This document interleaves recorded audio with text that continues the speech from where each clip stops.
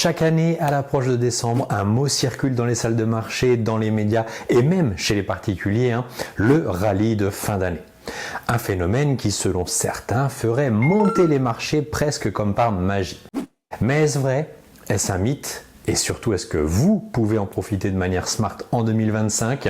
Eh bien aujourd'hui, je vais vous montrer les statistiques, la réalité derrière ce phénomène et surtout les stratégies que les investisseurs avisés peuvent utiliser.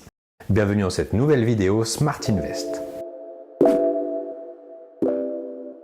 Si vous ne me connaissez pas encore, je suis Charles, informateur, coach en investissement et fondateur de Smart Invest, l'organisme de formation qui aide les particuliers, les cadres, les médecins et professions libérales à reprendre le contrôle de leurs finances et à investir intelligemment en bourse. Mon objectif, rendre l'investissement simple, concret et accessible, même si vous manquez de temps. Si ce n'est pas déjà fait, abonnez-vous parce que chaque semaine, je publie une analyse pour vous aider à mieux investir votre argent sur les marchés. Le rallye de fin d'année ou le Santa Claus Rally, c'est une tendance historique observée sur les marchés. Les 5 derniers jours de décembre et les 2 premiers jours de janvier affichent souvent une performance supérieure à la moyenne. Alors pourquoi? Eh bien, plusieurs raisons sont possibles. Les investisseurs institutionnels sont en vacances, il y a donc moins de volatilité. Deuxièmement, les particuliers investissent davantage, beaucoup reçoivent les primes et bonus de fin d'année. Troisièmement, les ajustements fiscaux et le rééquilibrage de portefeuille. Il y a un sentiment global plus optimiste en fin d'année. Mais attention, ça ne veut pas dire que chaque année les marchés montent. Depuis 1950, si on prend l'indice américain S&P 500 par exemple, la période du Santa Claus Rally a enregistré une performance moyenne d'environ plus 1,3%. Et surtout, 75 à 80% des années sont positives sur cette période. Mais, et c'est là que ça devient intéressant, sur les 20 dernières années, ce rendement a été beaucoup plus faible, autour de plus 0,38. Donc oui, il y a une tendance historique, mais non, ce n'est pas un bouton magique qui fait monter le marché quoi qu'il arrive. Le contexte macroéconomique reste essentiel. Alors qu'en est-il pour 2025? Eh bien, plusieurs signaux pourraient jouer en faveur d'un rallye. Une possible baisse des taux directeurs aux États-Unis, un environnement plus stable en zone euro, un retour du goût du risque chez les investisseurs. Et pour ça, il vous suffit de scruter ce que l'on appelle l'indice de la peur, l'indice VIX. Le VIX est un indicateur de volatilité du marché financier américain. Il est établi quotidiennement par le Chicago Board Options Exchange. Cet indice est calculé en faisant la moyenne des volatilités annuelles sur les options d'achat et les options de vente sur l'indice Standard & Poor's 500.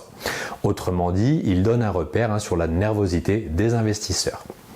Et enfin, dernier signal qui joue en faveur d'un rallye, et vous n'êtes pas sans le savoir, c'est la forte dynamique sur le secteur technologique. Mais attention aux freins, car oui, je vous le disais tout à l'heure, le rallye de fin d'année n'est pas un bouton magique sur lequel on appuie pour faire monter les marchés. Cette année, pas mal de signaux d'ailleurs peuvent montrer un rallye amoindri. Les tensions géopolitiques, la reprise de l'inflation, les résultats d'entreprises décevants et les marchés qui sont déjà sur des niveaux élevés. Bref, 2025 pourrait être une opportunité mais pas une certitude et c'est là que votre stratégie va faire toute la différence. Voici donc maintenant la partie la plus importante, comment vous, en tant qu'investisseur, vous pouvez vous positionner de manière smart. Premièrement, diversifier. Toujours diversifier. Ne misez jamais tout sur un secteur à la mode. Deuxièmement, surveillez les valeurs sensibles au taux. Par exemple la tech, la consommation discrétionnaire, les grosses. Ce sont souvent celles qui profitent le plus d'un climat plus optimiste. Troisièmement, ne jouez pas le rallye en mode casino. Ce n'est pas un phénomène garanti, il faut garder un horizon long terme. Quatrièmement, adaptez la taille de vos positions. Un rallye peut être une opportunité, mais un retournement rapide peut aussi surprendre. Et enfin, continuez de penser long terme. Un bon investisseur ne parie pas sur un événement isolé, il construit un portefeuille intelligent, cohérent, basé sur une stratégie. Et c'est exactement ce que j'enseigne dans Smart Invest. D'ailleurs, si vous débutez, mon conseil est simple. Ne cherchez pas à timer le marché.